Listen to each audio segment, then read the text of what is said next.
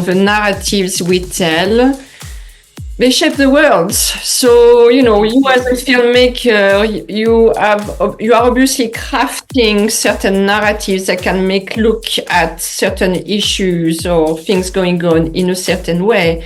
So as such, you hold a lot of power in your own hands, a lot of creative power, obviously. There's a saying, and I forget who says it, but they say, if you want to find your purpose in life, find your womb. And that greatly influenced my storytelling, I think, partly because that is what I was fighting when I was young, trying not to be seen as the poor Chinese girl with no father living in a poor house. Like the whole concept of changing the narrative, that launched me into the UN space and being considered a very creative and innovative creative person.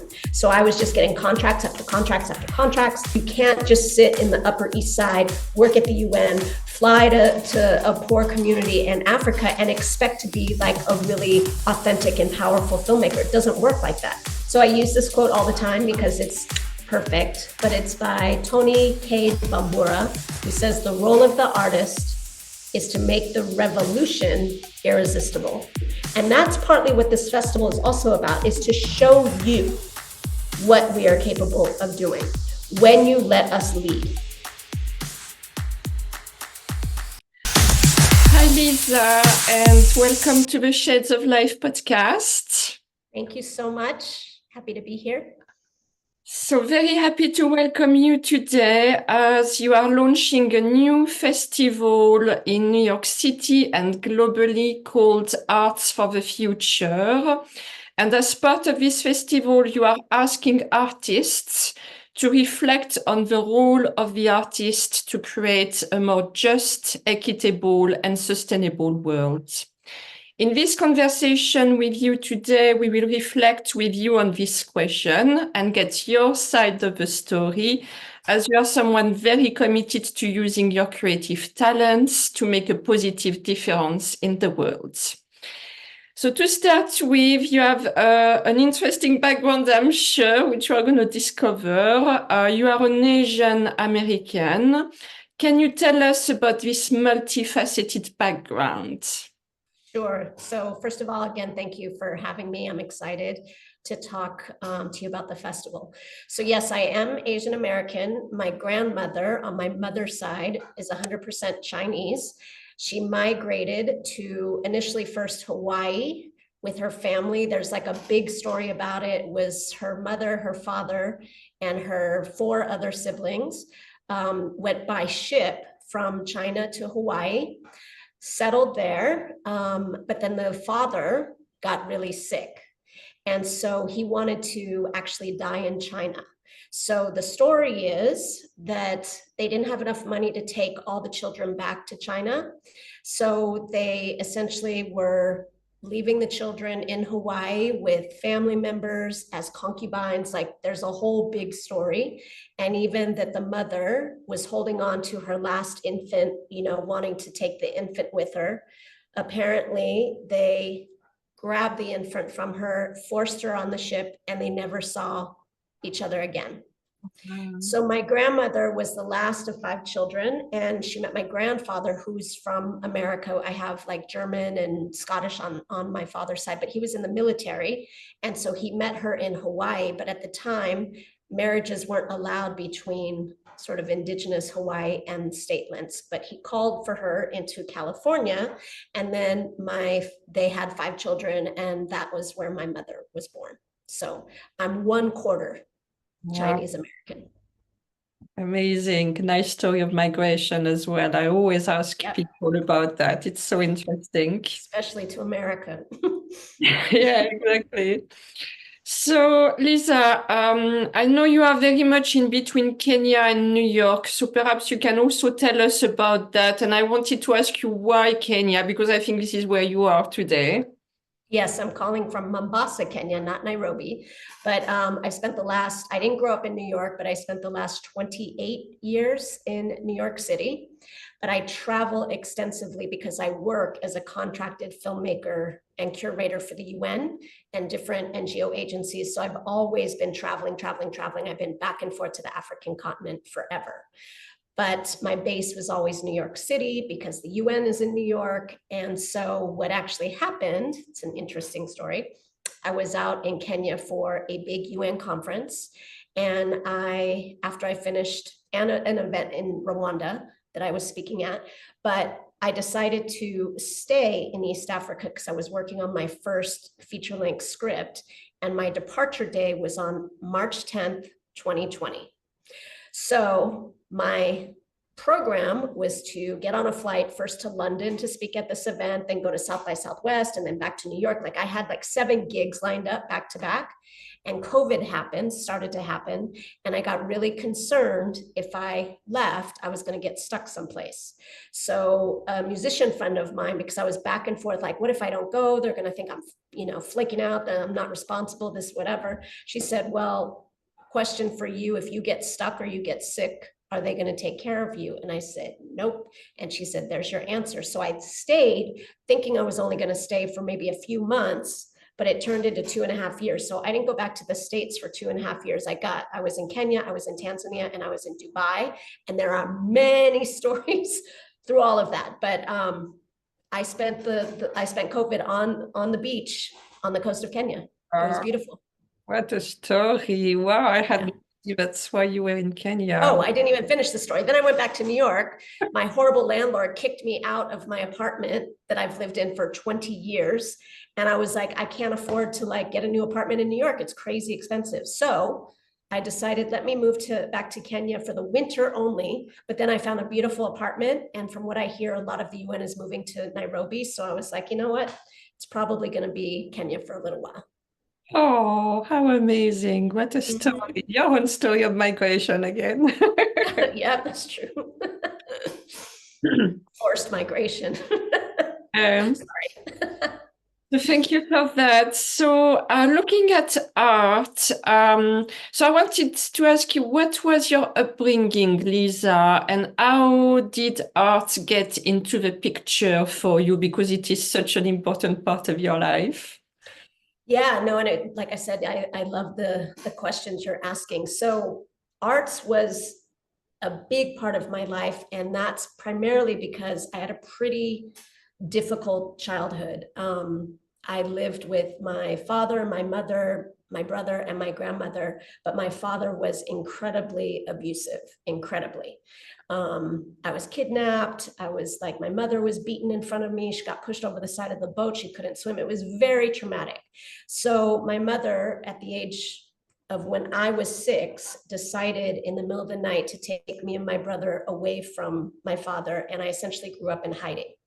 Nobody knew where we were. My mother was trying to protect us. Like there's a whole story.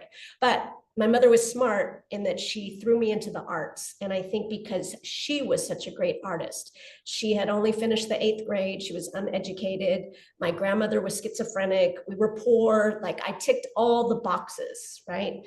But my mother threw me into gymnastics, threw me into playing music. I played the piano. I was a really good drawer. I painted. So it had always been part of my upbringing as a child, but I also grew up in a low-income immigrant household where being an artist wasn't considered a real job. So my mother literally said to me, I did not work this hard to pull us out of poverty for you to be an artist.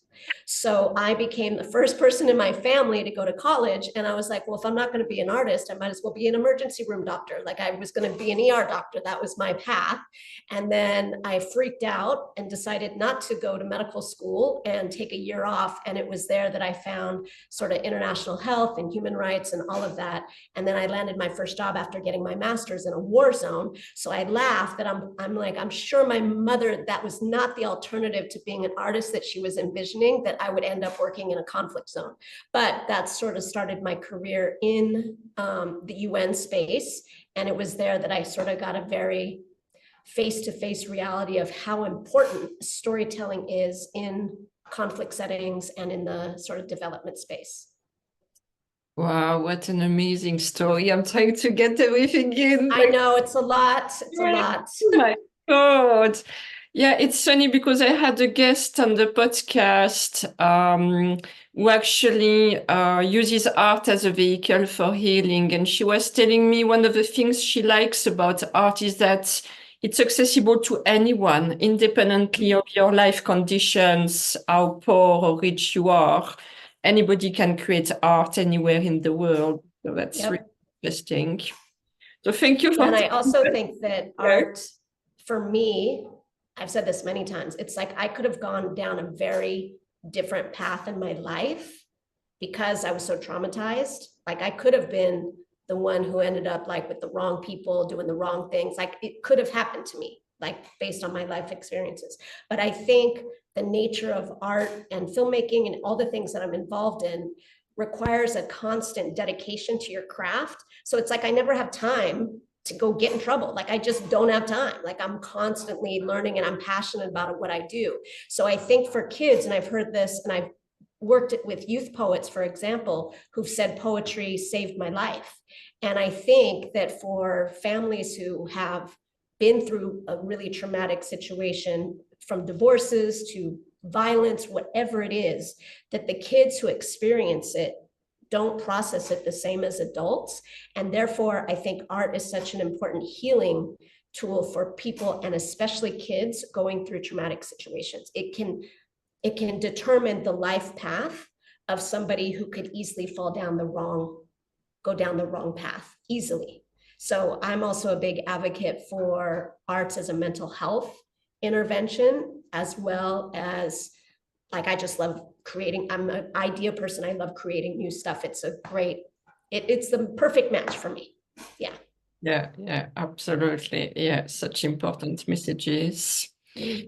So, generally speaking, Lisa, what forms of art from other artists than yourself do you personally prefer the most, and why?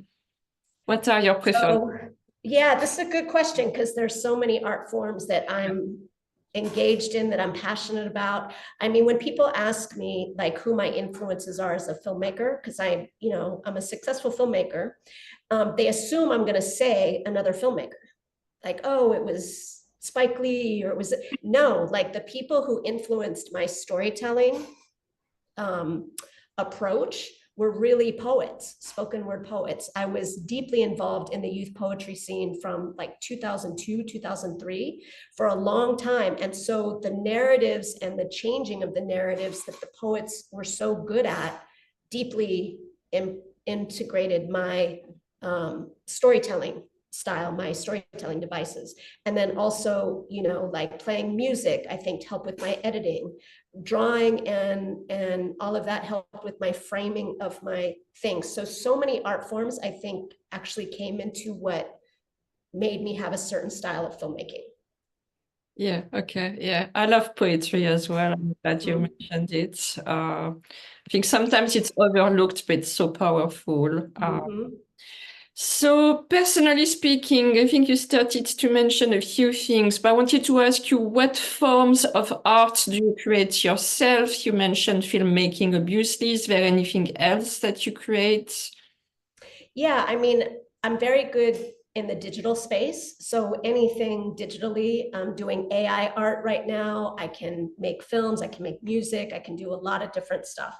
The stuff that I want to do more of that I don't always have time for is like painting or learning new music and stuff like that. But like I even have a whole new setup in my new studio where I'm piano introducing. Yeah, I have drums, I have camera equipment. I'm doing a whole studio in my apartment because I want to really work with the creative economy here in Kenya and do stuff that is like push the boundaries. So I'll be honest, like anything that I have a passionate about, and I was like a hip hop dancer. I danced for the MTV Video Music Awards with P. Diddy and Buster. Like I've done arts. Like I think it's just in my DNA. But I love like so many. I mean, I don't like high arts. Like I don't go to symphonies or choirs or like that. That stuff's not my thing. More like, I don't like this word, but I think more people call it like urban arts, poetry, dance, hip hop, all of that was what I gravitated more so than what I call high art. So Perfect. That's great. I think that gives us a good picture of what you like. So Next one, it's usually on your CV. You are an Emmy-winning filmmaker. Can you tell us the story behind this award and the film that won? Is there a nice story to tell about it? Yeah, it's a funny story, I'll be honest. Like, you know, when I became a filmmaker, it was never about getting to Sundance or getting awards. Like, that was not the motivation. But I ended up working in sort of this really great sort of consortium of what were called minority consortium organizations that targeted like Black filmmakers, Latino filmmakers, Asian filmmakers. And I was in that space doing a lot of training. So I did a new media training in Jackson, Mississippi. I was at this Producers Academy in Boston. So I was kind of moving into the public broadcast space, but my heart was in the arts and with the poets, and like, so it was, and the UN. So I was constantly in these like three very different spaces. And there was an open call for art for Black History Month. And so there was an incredible 13-year-old poet who killed this piece called Biracial Hair during one of our poetry slams. And so I pitched it as a poem that I would love to do a short film about with the poet. So she's a 13-year-old poet from Harlem, wrote this incredible piece called Biracial Hair. And I pitched it and I won. I was one of 5 that got to then get resources to produce this film. Now, after I produced the film, it was sort of like an online feedbacks initiative with the larger public PBS film community. And I always Google alert the name of my film with my name, because I like to know where my films show up. And all of a sudden I get notification that it's nominated for an Emmy. Nobody told me, I didn't know. So I wrote to the people and that I worked on it with, and I'm like, did you know this? And they're like, oh yeah, we found out, like, are you gonna go to the ceremonies? I'm like, I'd like to, I'd like to go, right? It was in Boston.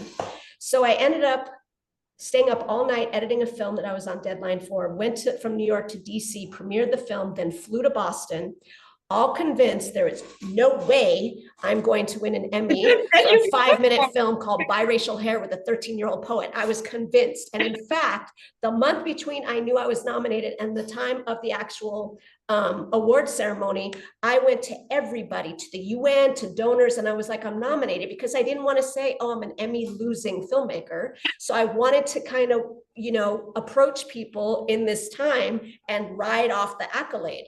So I get to the ceremony convinced I am not going to win. So I'm drinking wine, having fun, like talking to people. And all of a sudden, this woman who's sitting across from me, she's like, you did Biracial Hair? I said, yeah. She's like, you're going to win. I was like, yeah, I don't think so. And she's like, no, you're going to win. I said, yeah, I really, she's like, trust me, you are going to win. And so I tapped the guy next to me who works for the PBS. I said, who is that lady? He's like, oh, she's the director of, I'm like, oh my God, like, I'm gonna win. So I took my program that I still have someplace. I wrote my acceptance speech drunk. A bit of advance minute notice. And when they called my name, I was like in a daze. I didn't remember what the like etiquette is. Do I take the Emmy? Do I kiss the people on the, like, I didn't know anything. And it was like slow motion.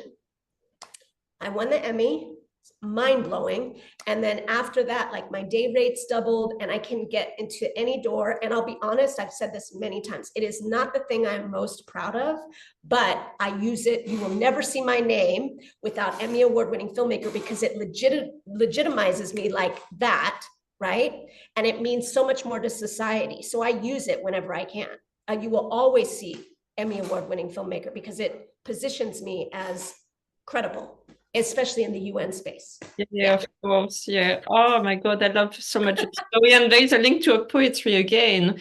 I mean, you posted a very nice message actually this morning on our group chat, and you said the Emmy Award is not what matters the most to me. It's more about creating systemic change. I just love that. Yeah. I mean, it's true. I mean, I have, like, people would come to my house for parties and my Emmy would be on the kitchen table. And they're like, really, Lisa? Like, you're not, I'm like, where else am I going to put it? First of all, and it makes everybody else happy. Like, they take pictures with it. I bring it to youth festivals. I talk to people, I bring it, they take pictures with, like, it's such a great thing. And they will never I will never not be an Emmy Award winning filmmaker. I earned that. That's like written in the Emmy records. But the actual statue that I have brings so much joy to other people that I enjoy. Like my Emmy's here with me in Kenya. Like I brought it here and it inspires people. It's a really like beautiful thing that happened, like so many things in my life, by accident, but has really benefited me. I know it's funny. Yeah, and I love what you said, that it helps you push door and look at what it helps you create also today. Yeah. And it's amazing, absolutely amazing the way you're using it, actually. Yeah. So I wanted to ask you, what does creating, because you are very much focused on filmmaking, what does creating through a lens mean to you in your work as a form of art? So I really, really like this question because I work in a space where it's very policy and program oriented. So when I first started specifically my film career in the UN space, it was mostly journalistic, very statistics-based, fact-based, and that's great for reports. It's not so powerful for filmmaking. And so really where I made my mark is really changing the narrative of being able to bring more emotional storytelling and creative storytelling in this space. And then I just amplified it by working with these incredible musicians and poets and dancers, other people who complemented my filmmaking. So I really was at the forefront of bringing this at very high level meetings at New York, at the UN. And it has changed into something that's much more of like it's a culture now. Like people are asking poets to open up conferences and all the stuff I did like 15 years ago. For my events, by the way. I mean, I kind of started that, at least at the New York headquarters. And so the way that my approach is to storytelling has a lot to do with how I was trained in the global health space, which was by a really amazing professor called Jonathan Mann, who died sadly in a plane crash, the Swissair plane crash that went down, I think in 1998, something like that. But he always approached health from a human rights lens. And that resonated with me, again, I think because of my background. And so my approach to storytelling wasn't to perpetuate sort of charity-based storytelling or humanitarian-based storytelling, but really justice-based, looking at systems and systems change. And when we think about poverty, not looking at, oh, these poor people in Africa that are poor and flies in their eyes or whatever, but looking at the systems that have kept Africa poor, including colonization, including, trade agreements and all of that stuff, and really trying to, again, use filmmaking to change the narrative of how we saw the people in this space that we serve, that we work for. I didn't mention this completely, but what brought me into filmmaking was I had this experience in the war zone, the first job I got with these women who were working in refugee camps, who were being essentially branded as women who were raped as a tool of war. Sorry, trigger warning, who were raped, rape being used as a tool of war, which was an important story for that the war in the Balkans, like that time period. But it's like every story was about that. So every woman who was interviewed was branded or characterized as a woman who'd been raped. And they said, we don't like this. We don't want to be remembered as this. We are more than that. And that greatly influenced my storytelling, I think partly because that is what I was fighting when I was young, trying not to be seen as the poor Chinese girl with no father living in a poor house. Like the whole concept of changing the narrative was just an important, like deeply rooted. There's a saying, and I forget who says it, but they say, if you want to find your purpose in life, find your wound. My wound, coming from the background that I had, was being stereotyped as a certain type of person, even though I knew I was incredibly smart and very creative and all of these great skills. I didn't want to be seen in a certain way. And so changing the narrative became the lens at which I see the world I work in and the world I walk in. Like, I'm not somebody who parachutes in to Africa and, Brooklyn or whatever, and just kind of, I'm like in it, it's part of my culture. It's part of who's made me who I am. So, yeah. So amazing, so powerful. I actually think, the narratives we tell they shape the world. So, you know, you as a filmmaker, you are obviously crafting certain narratives that can make look at certain issues or things going on in a certain way. So as such, you hold a lot of power in your own hands, a lot of creative power, obviously. And I think that I just want to piggyback off of that because I think you're so right. And so a lot of times people, when they talk about documentary filmmakers, especially, they're saying, well, documentary filmmaker isn't supposed to have any bias. But I'm telling you, the second you make one cut in a video file, you are injecting your bias into your film. So that's why I say it's not enough to just learn the technical skills. You have to do the inner work if you want to work in this space around global health and development. There's a certain level of understanding white privilege, white saviorism, like all of that is important, I think, for you to be a fair and authentic filmmaker in this space. There are many people who, like, you know, again, parachute into spaces like, oh, I want to make a film in Africa. Their whole world is a bubble outside of Africa, and that doesn't do any good to storytelling in this space if that's how you approach your work. You've got to throw yourself into uncomfortable situations. You've got to expose yourself to different levels of poverty, of socioeconomic status, all of that. You can't just sit in the Upper East Side, work at the UN, fly to a poor community in Africa and expect to be like a really authentic and powerful filmmaker. It doesn't work like that. You know, it's like there is bias in any art that you create. There is inherent bias. And so in order for you to have the right kind of bias or the right approach and the right lens, you need to do the internal work in addition to learning. And filmmaking is a big learning craft. Like, you're not just taking a pen to paper. You have camera work, audio work, editing, you know, equipment like crazy. There's interviewing skills. I mean, there's so much that goes into being a filmmaker if you're a one person, well, even if you're not, even if you're directing a larger thing, filmmaking is an intensive craft. And so, yeah, I feel like, I mean, I have a lot to say about this and why I feel like filmmaking for the up and coming, emerging or young filmmakers coming into the space need to be taught by people who are practitioners, not people who sit in a desk and an office talking about storytelling. I'm like, they probably hate me for saying that, but I'm not, it's not personal, it's systemic. It's a system that needs to change if we want to create very authentic and meaningful and effective art in this space. Yeah. Absolutely. I love your quote about tapping into your wounds, because I think that's so true, and that really gives value to your work. I'm sure you will be pleased because I'm organizing an event for the Arts of the Future festival, Yes. and I've interviewed one of the artists who will take part, and Great. she went viral on Instagram like instantly. Thanks to a piece of art she's created when she was at the lowest point in her life. And the story is actually really beautiful. Wow, So, I have chills. yeah. It's so beautiful. Wonderful. So, Lisa, we can also mention another one of your accomplishments, as you are an Academy Nicholl screenwriting quarter finalist. Can you tell us a little bit about that, and what topic did you bring forward for this international competition? Yes, so this is another Emmy story. It's funny and great. So first of all, the Academy Nicholl Screenwriting Fellows is the #1 screenwriting contest in the world. It's done by the people who do the Oscars. It's incredibly, incredibly competitive. Out of 8,000 entries, I was one of only 350 that progressed to the quarterfinals, and it was my first script.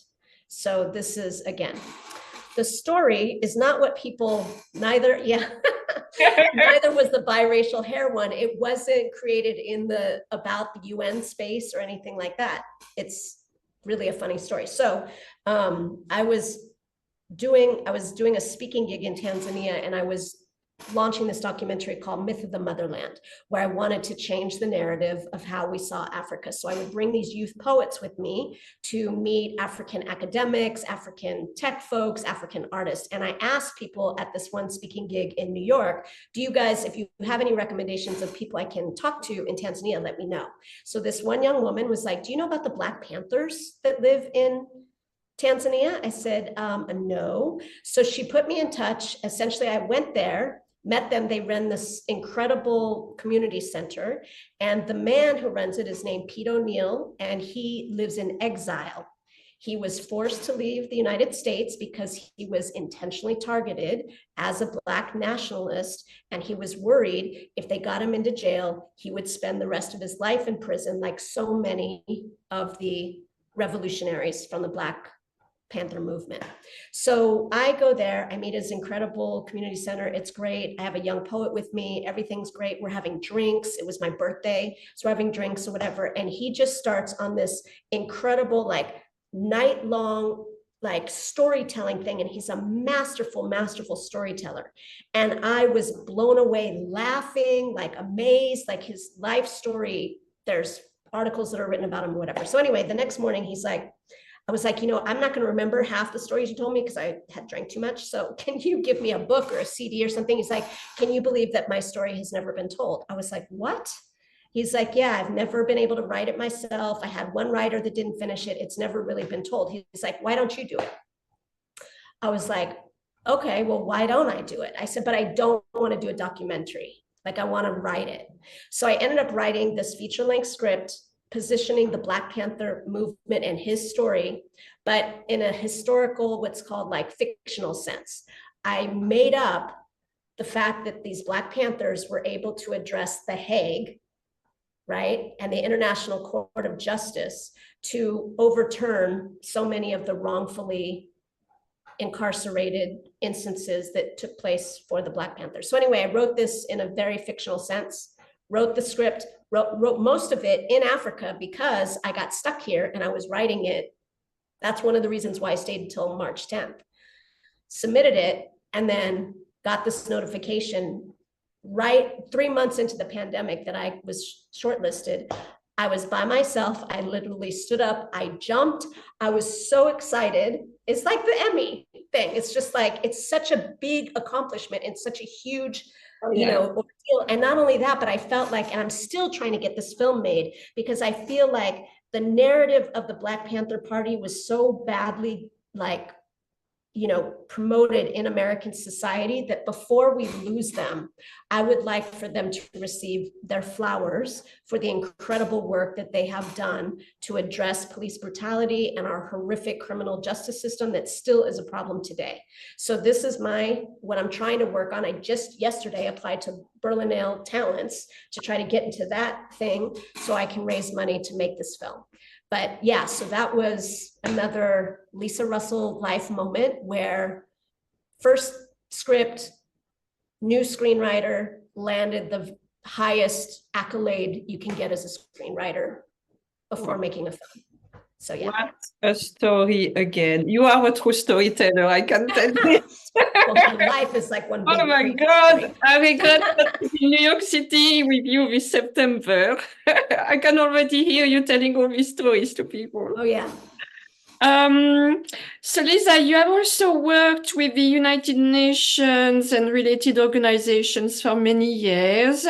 Can you tell us about your involvement with them? What did it consist of? Sure. So after I became a filmmaker, sorry, back up. After I left working as a humanitarian aid worker in Kosovo, and I decided I wanted to get involved with more filmmaking, I had a roommate named Julia Black, who was a filmmaker. And she was from London. Her father's the founder of MSI. And she was my roommate in Boston when we were both getting our master's degree. She was pursuing a film career and she wanted to do a film project in Brazil, looking at how Brazil was fighting the pharmaceutical industry in order to make AIDS drugs more affordable to its population. So she invited me to come to do the interviews, to kind of bring my expertise in the global AIDS world. And I fell in love with the whole process. Then I got asked by another filmmaker named Jonathan Silvers to work as the Ghana segment producer for his documentary, and I killed it. And the people at the UN Population Fund, loved it. So my first real contract with the UN was with UNFPA through somebody who became a good friend of mine named Christian Del Sol, who entrusted me with a small grant. I collected money from other people made my first film, had a really creative distribution thing where I didn't go to put the film on a news channel. I jumped on the tour bus with a musician named Zap Mama, whose music was in my film, and went around the country doing screenings and film and music related events to raise awareness about this maternal health topic. That launched me into the UN space and being considered a very creative and like innovative, creative person. So I was just getting contracts after contracts after contracts. You know, we need a filmmaker for this. Oh, we want to do curatorial stuff at this high level event. So I was kind of the go-to person around arts and creativity, until basically what started to happen is that people got so excited about my work, they decided to steal it from me. So they would learn what I do and then try to do it themselves. But because they're not working in the creative fields, it didn't translate in the same way. So I would hear artists who would be like, yeah, I went to this, you know, festival, UN festival in Bonn, and it was like, they'd have a beatboxer, then a politician, then a beatboxer, then a politician. So you know, I think of story when I do my work, story structure, theirs was like up, down, up, down, up, down. And that's not how you curate an experience. So my fight for artist representation really evolves around the fact that people who work in the creative industries know how to do this inherently, because that is what we get paid to do. And I believe the development community would do a much better job engaging a wider audience if they let artists do this, because we're so good at it. But that's not what's happening. This movement is turning into a policy and program directed, you know, thing. And then I see these things and it's like, you guys can't use a million words for an arts, like, and even arts contest. Like, why are you getting artists to work for free in the middle of a pandemic? I have so many things that I can rant about. I'm not going to do it.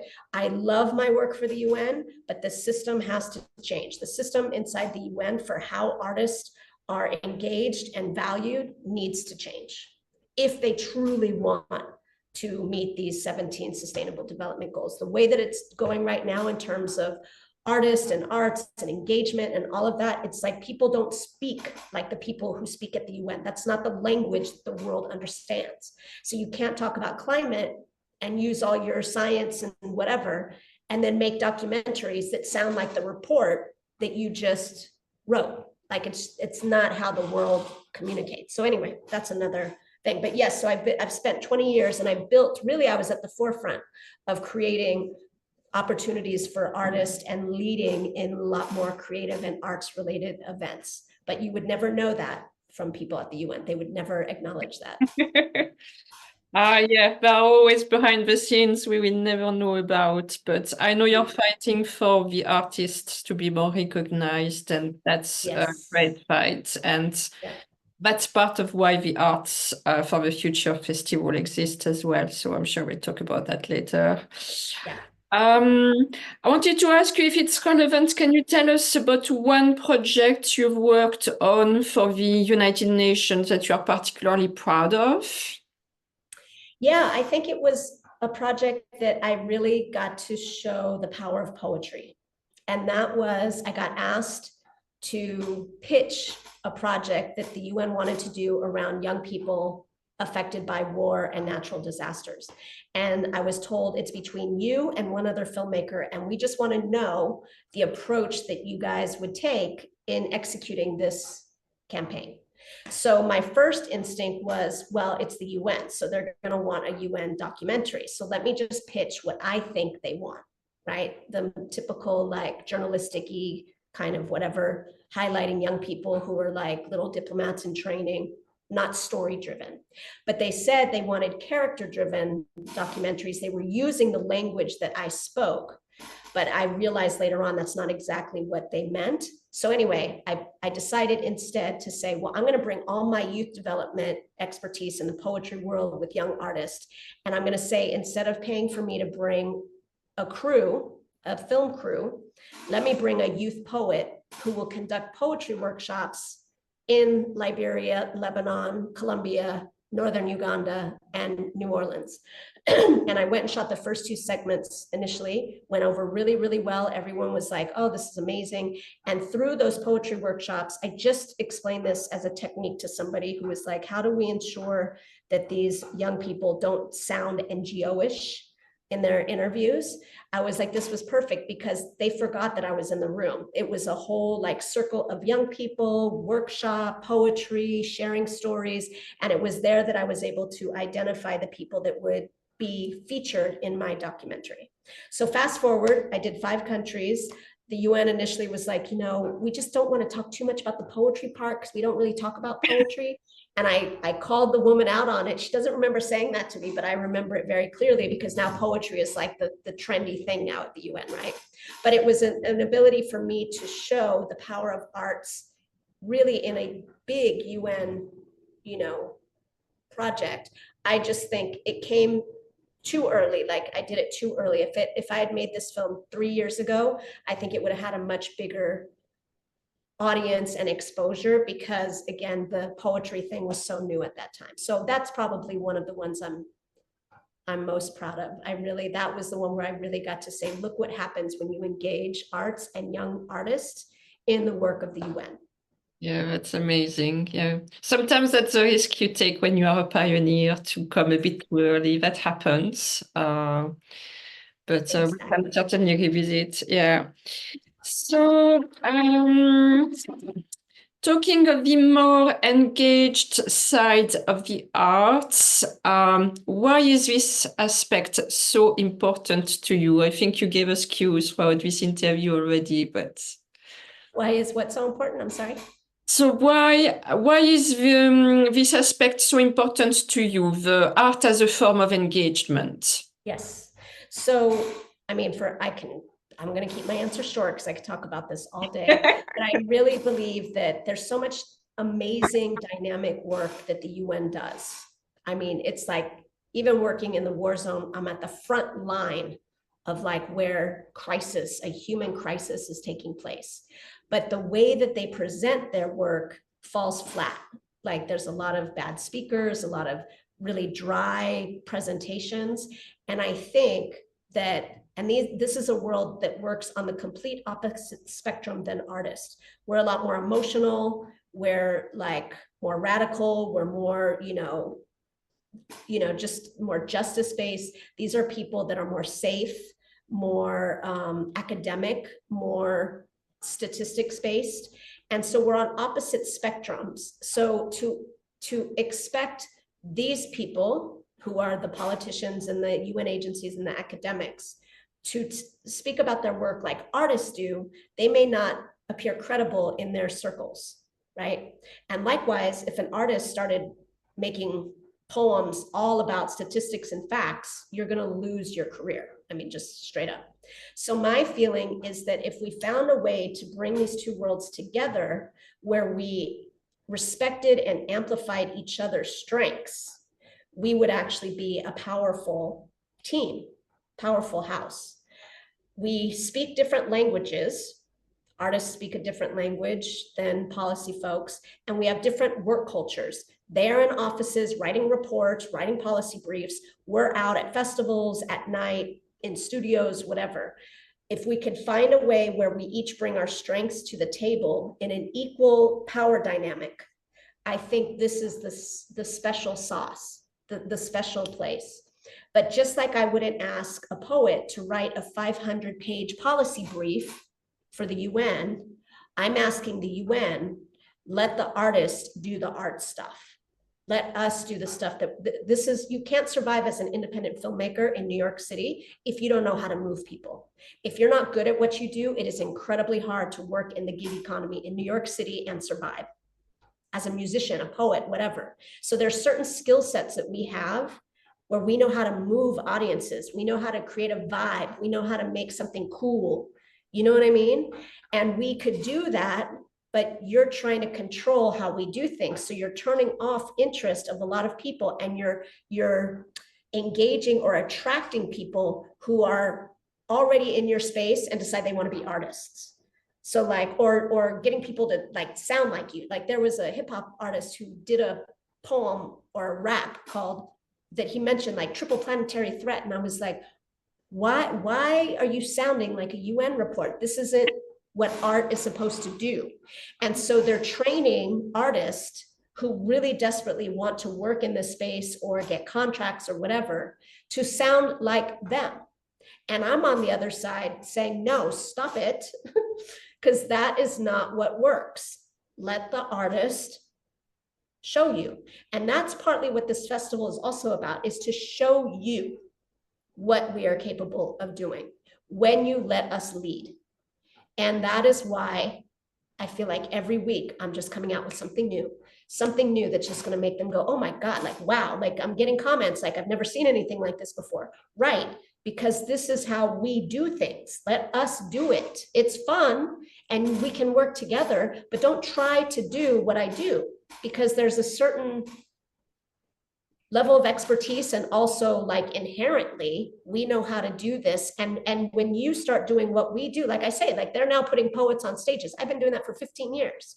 I'm beyond that. Like I want to do more stuff.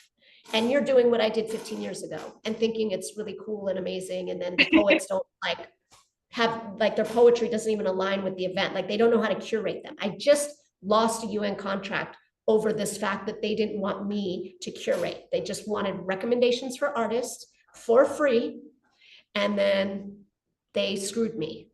Like this is like, I'm so fed up. I'm so fed up sometimes with this space. It's not good for my mental health. It's not good for my mental health. If it weren't for the fact that we're doing this festival and these artists, like I've been close to like just walking away. Like the way you guys are now running this arts and culture thing, I don't like it. And I feel like you're going the wrong way at a time that we need all hands on deck. You're ruining the artistic integrity of what is possible by forcing artists, or like even one woman who has zero experience in arts and culture is talking about, we need to scale. No, we don't need to scale a system that doesn't work. We need to fix the system before we scale it. We can't have a culture goal if you're not engaging artists in the negotiations for this goal, because those goals and that policy affect our livelihoods. There's so much stuff that is wrong. And I know that even people have said, oh, Lisa's difficult to work with. Yeah, I'm difficult to work with because I'm trying to change a system. Yeah, it's always people change systems are not easy-going. I'm trying to change a system. And it can be done. When people's limits usually. Yes.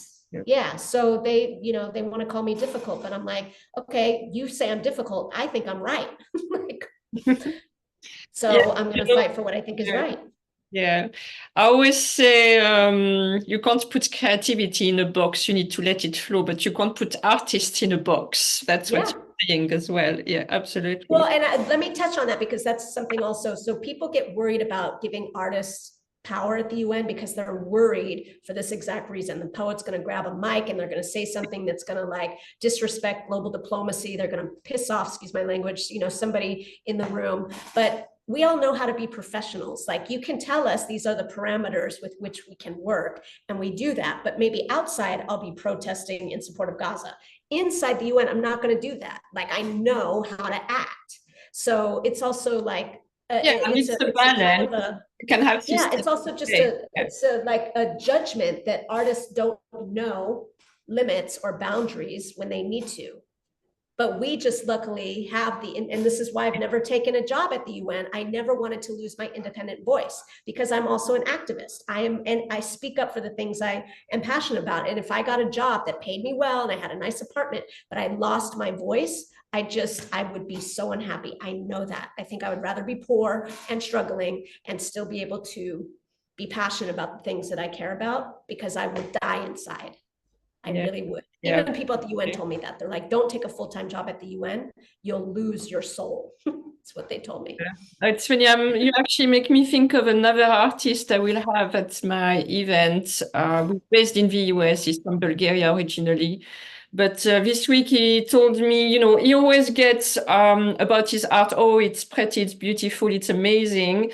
And then he told me, but I want something more. I want, inject more purpose in what I do. So he's really thinking around, new ideas, because, you can get it's beautiful, it's amazing all your life, but if that's all there is to it, it's like there's something missing. You see what I mean? So he needs to find his wound. Oh, I think he's working a lot on this. Yeah, good. So, quite an open question for the next one, but I'd like to have your take on it. So, what would you say is the power of the artist if you were to summarize it? So I use this quote all the time because it's perfect, but it's by Tony K. Bambura, who says the role of the artist is to make the revolution irresistible. And when I use the word revolution in the UN space, they're like, oh, you're going to overthrow governments. No, all right. No. Revolution can also mean changing the system, right? So sometimes I'll say the role of the artist is to create it, the role of the artist is to make the climate revolution irresistible, or the role of the artist is to make the gender equality revolution irresistible. Like there's so much that society has to fight against. Big oil, advertising money, like people, somebody actually said, and I love this quote, the problem with the world today is not extreme poverty, it's extreme wealth. And I love that quote. And so I believe in the power of the people, probably because I'm around all these Black Panthers all the time. It's comfortable for me to say that. But I believe that we could actually offset these harmful messages and the advertising companies and the big oils and all of these really harmful by mobilizing artists to create art so that we're constantly bombarding society with different messages. I've always said, for example, I am not a Taylor Swift fan. Sorry, all you Swiftie people, I am not at all a Taylor Swift fan. But I know the words to her songs. Yeah. Why do I know that? I don't buy her music. I don't look for her music. I don't look for her on YouTube. Why do I know all the words to a Taylor Swift song? Because I hear it in taxis. I hear it in elevators. I hear these songs. I don't seek them. I hear them. So my argument is we need to be Taylor Swifts for the planet. We need to create artwork that bombards society and changes the global consciousness to understand that we need a better way forward. We need a more equitable world.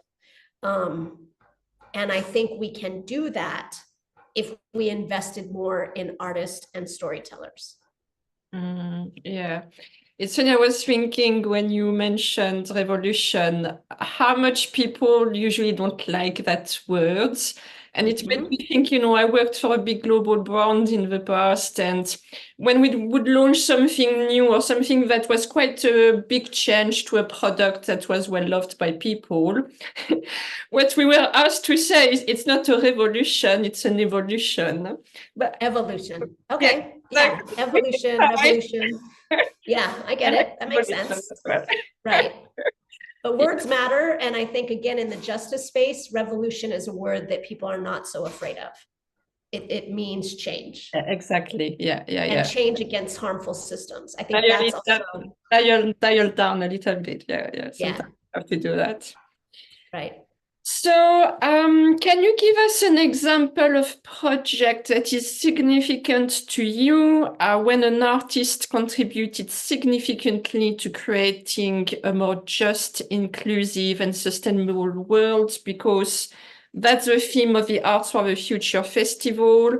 We've talked about your work quite a lot. So let's talk about an artist that created some art and that you can demonstrate it really helps to create a more just, inclusive and sustainable world.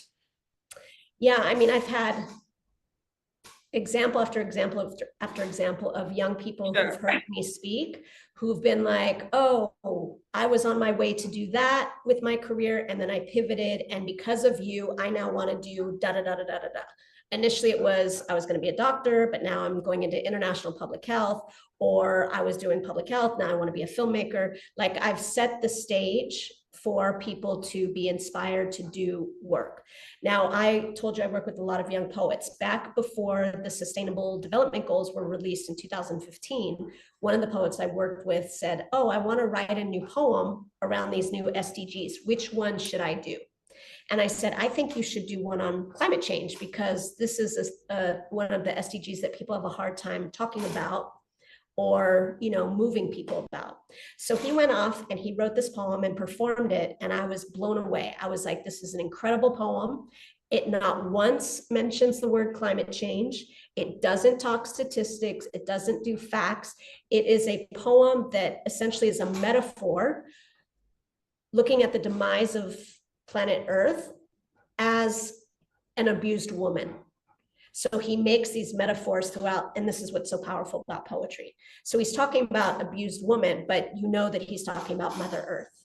And I ended up shooting this film in my kitchen with him over 2 days, spent $72, and that film premiered with the best headline ever, the deeply moving video on climate change that every world leader should see.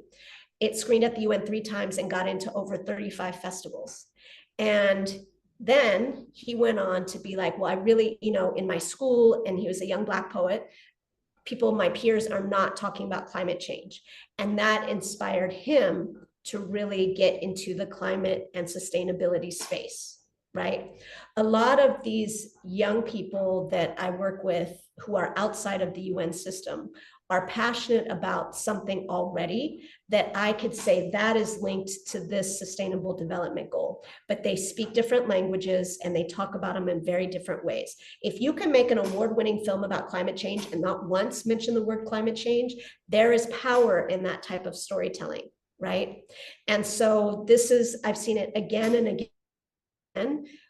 And this is another reason why I was like, let us create spaces that attract artists, because once you do, if you don't bore them by inviting them to an 8-hour conference, and then all of a sudden they're like, I don't want to do this anymore, it's boring. But you create a space where it's dynamic, it's fun, they're meeting other people, they're sharing art, how artists communicate and absorb information.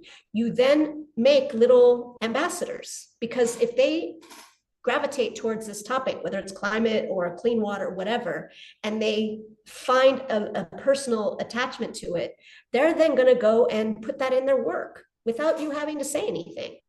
And so you're creating people who are inspired to then want to go do something. And I think, again, like if they just gave us the support and financing, I think artists could shift this whole thing. I believe deeply that if artists had more power and support, we can do amazing stuff. This festival is run on 100% volunteer, not $1, not $1. And look at what we've been able to do. And now we have a whole community, I think, of artists who are going to want to continue and see, you know, I'm giving them training, right? I'm getting their work, but I'm not just saying, thanks for your work and bye. I'm investing in capacity building. I'm giving you skill sets. So hopefully you can then take this and build your own festival, your own event, and get money from your local supporters. That's the kind of vision. But imagine what we could have done if somebody gave us $100,000, $200,000. Oh, yeah. Imagine. Yeah, I mean, you It don't would need be a global festival. I've always been so much into the arts of my life, and I know the power of it. And I just wish we could do so much more with it. I just wanted to mention something because I thought about that when you were talking. You know, if people look at luxury brands, you know, and the way they handle art, you know, they don't always want to be in the face of people selling their products and having like a sales pitch, but they use art as a vehicle.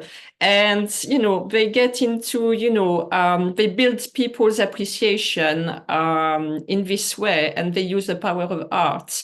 And for difficult topics or topics that needs to be addressed, like climate change, like you mentioned, art can be so powerful to do that as well, because as you said, there are people, especially in the US, I've noticed that because I have friends who are Americans and they don't like all the drama around climate change talks. Wow. But if you go at it with a totally different angle, people are a lot more open. So this is when art has such an important role. And I also, yes, you're right. And I also want to bring up something, because the Secretary General of the UN was basically telling advertising agencies before this big festival, Cannes Festival in France, stop taking on big oil as clients, like don't feed into whatever.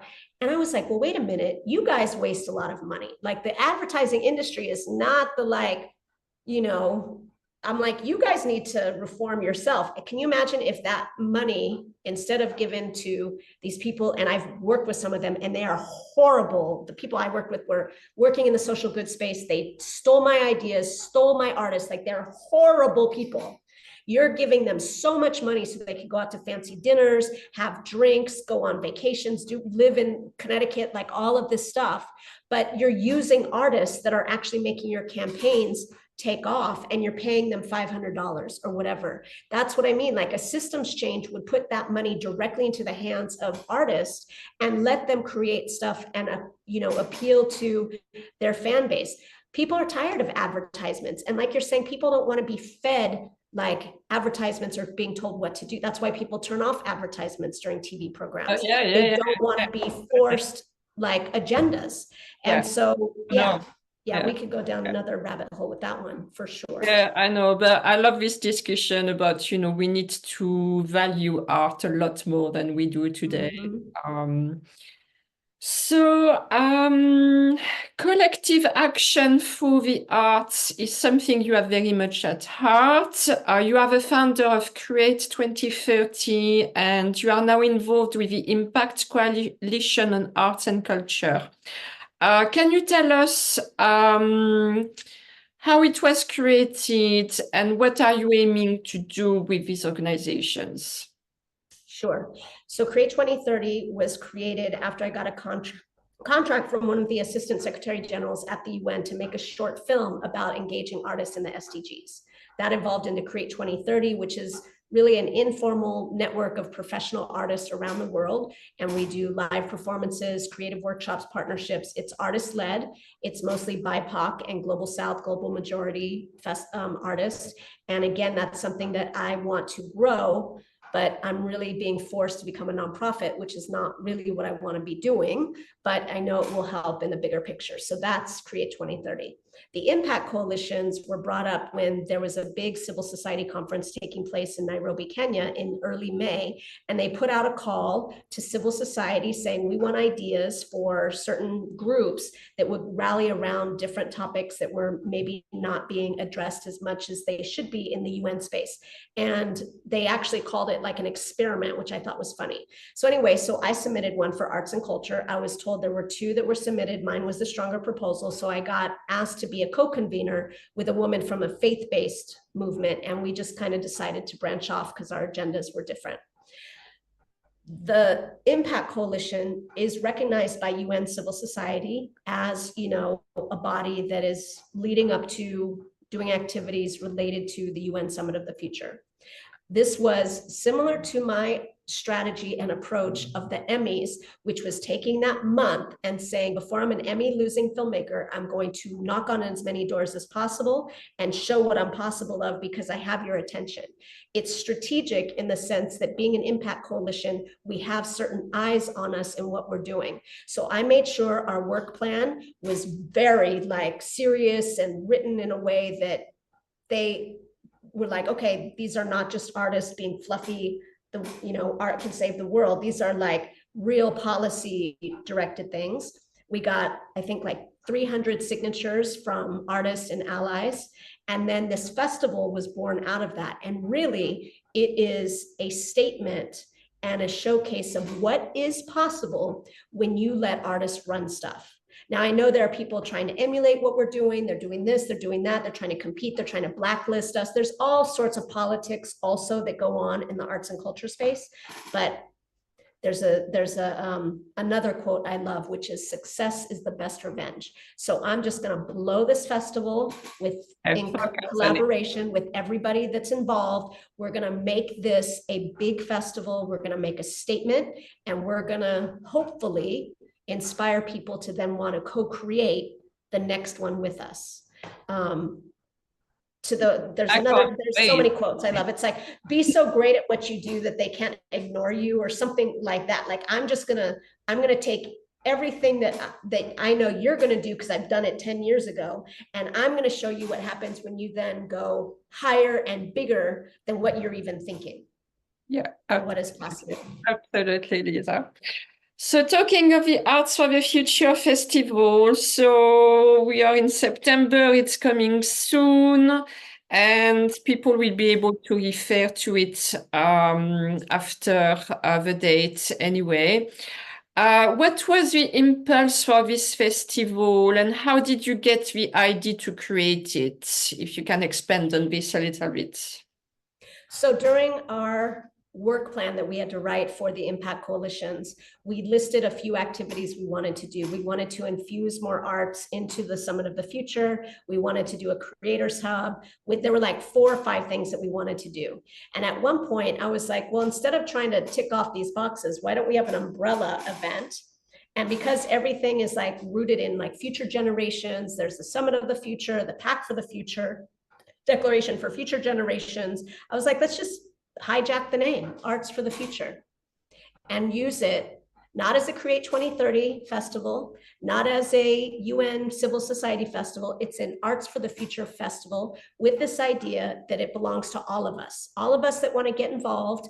And I'm intentionally really trying to get more artists and trained curators who are not from these big institutions that are just coming in trying to like recruit artists for their programs. Because that's another thing that irritates me. It's like, I have my network that I've spent years investing in, training, building up, and then you with your, you know, your name as a cultural institution, like to come in and kind of, you know, say who you are and then distract people. And that, I cannot tell you how disrespectful I feel that is. Like, I'm not a big institution, but I work hard and I'm good at what I do, but you're coming in not to support me, but to extract from what I'm doing. And I don't like that.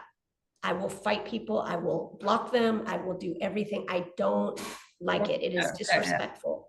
If you understood the power dynamics, you would come in and say, we want to support what you're doing. It's beautiful.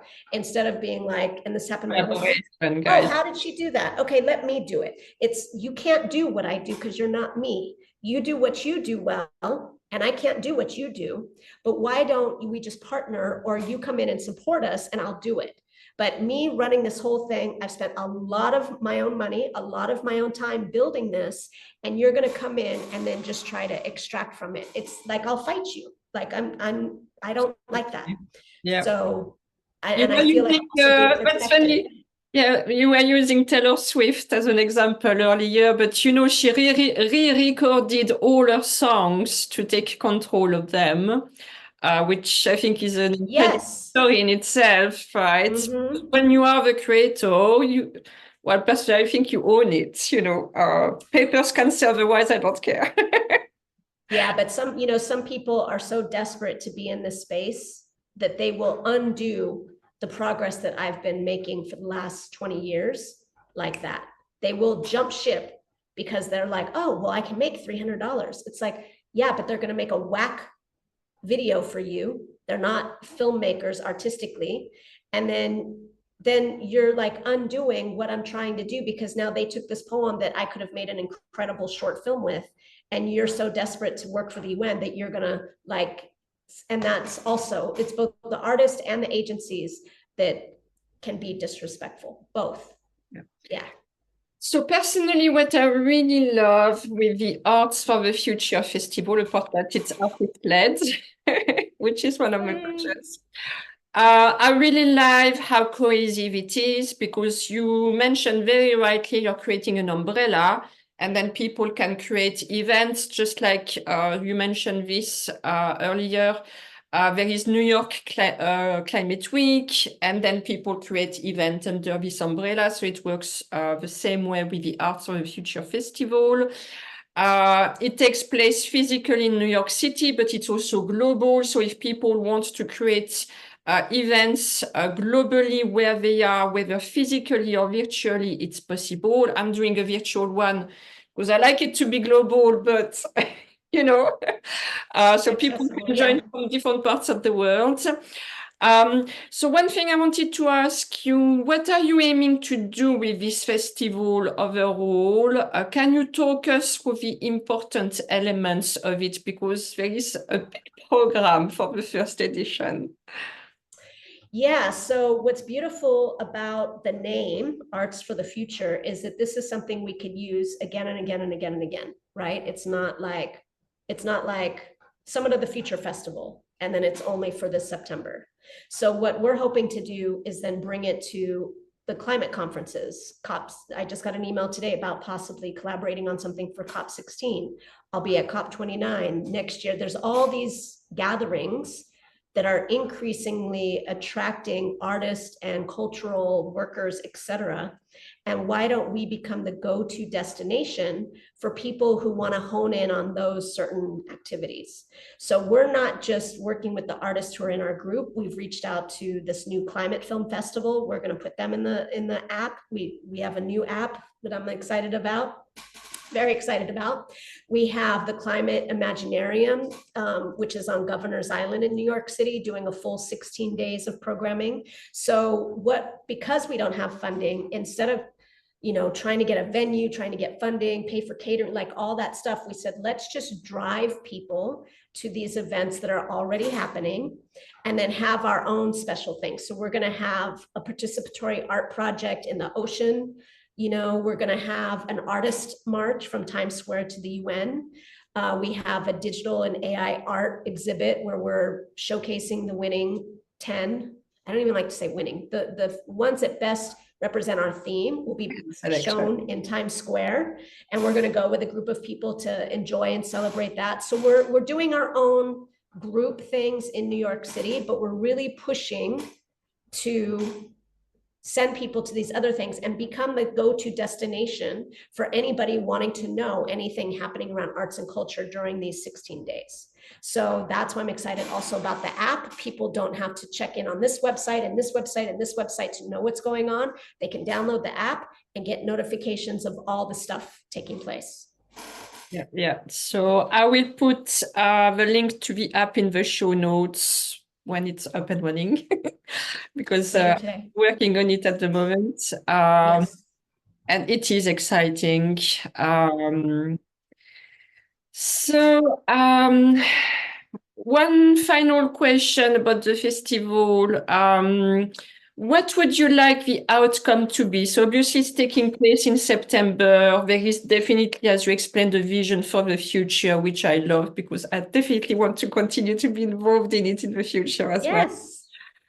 So overall, what would you like the outcome to be of this festival? Are there any important messages you would like to give around that? So one of my always goals is to get artists paid. This is to protect artists' livelihoods because it is so difficult.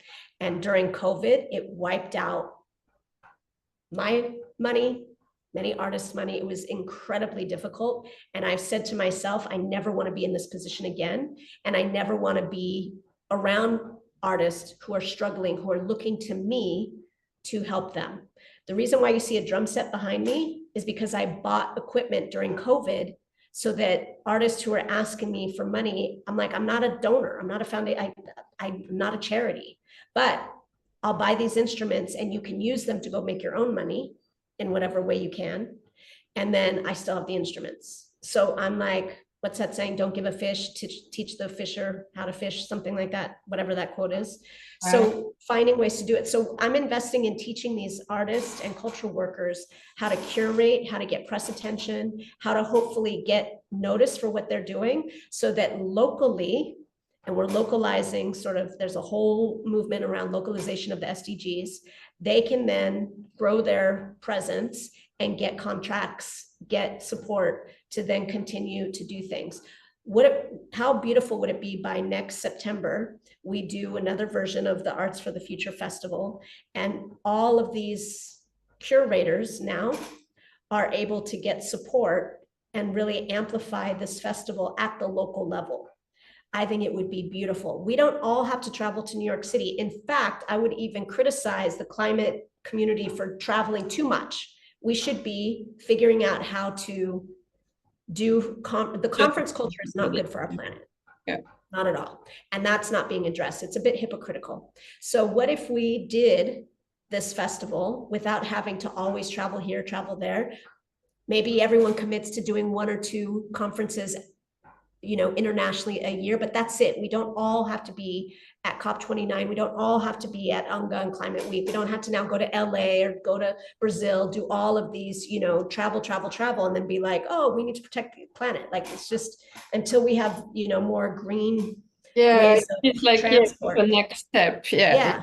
Absolutely. So what I would like to see is by next year, we have our current curators plus double, triple hosting events that we teach them how to do and teach them how to make money from it. And then I'm also launching my own new lifestyle brand for impact creators to teach creators how to make money off of their art and to pull in people into the climate movements. So that's also something I'm personally working on. Yeah, and from what I've seen from the people in the community, that's definitely something that's needed. So actually, the question I haven't asked you, so how many curators of events are there for this year's festival? So we got 110 entries. Not all of them are going to continue. I think, we also extended the deadline, so it made it difficult for people to do what they needed to do within this 10 days. But I would say, we're promoting different events already in New York City that are already programmed. Even if we have, I would even say 20 curators doing international events, I'm happy because the quality and the locations, it's not just New York City based. It's not just global North. We are tapping into and training and giving tech support to folks who want to do stuff remotely. Okay, perfect. So watch this space for the art festival. Last question for you, Lisa, because this podcast is called Shades of Life, as every guest brings their own color, vision, and mission to it. And I always end it with the same question. If you were a color, what would it be and why? So I love colors. So I love this question. If you saw my house in Brooklyn, like my hallway was orange, my bathroom was yellow, my bedroom was red, my kitchen was blue. Red is my favorite color.